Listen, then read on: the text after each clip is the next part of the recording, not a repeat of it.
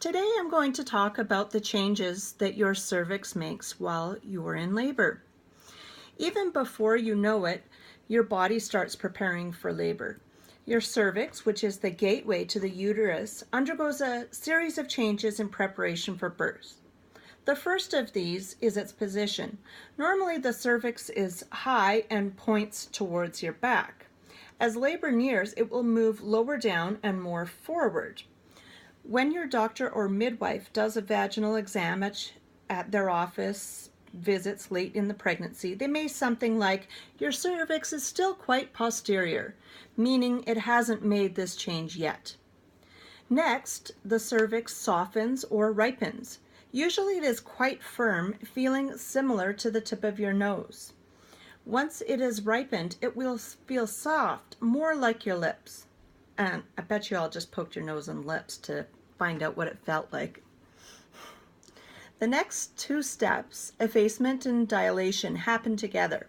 Effacement refers to thinning. Normally the cervix is about 3 or 4 centimeters long and it will gradually thin out to paper thin.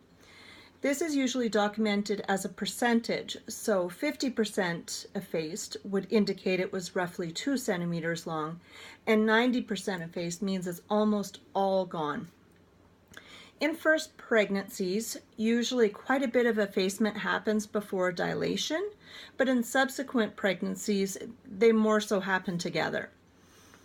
So dilation refers to opening, and it's measured in centimeters. Your cervix will dilate from 0 to 10 centimeters. Usually in a first pregnancy, the cervix might be dilated a centimeter or 2 before contractions and labor begins. But in the next pregnancies, being 4 centimeters dilated before any contractions start is common. Just because you have a vaginal exam and here you were already dilated does not necessarily mean you will go into labor anytime soon. Many people still wait days or even a week or 2 before contractions kick in. Most of the dilation occurs during labor, as that is one of the primary purposes of contractions through early and active labor.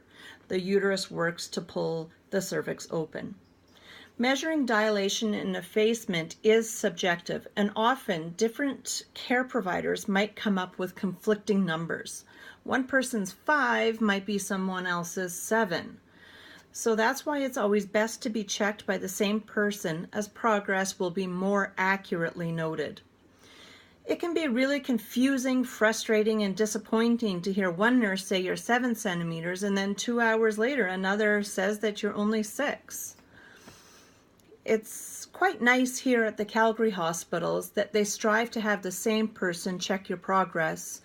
However, obviously that's not always possible because of shift changes, etc. Once your cervix has moved forward, softened, thinned out, and dilated, you will soon feel the urge to push, and you'll soon have that precious baby in your arms.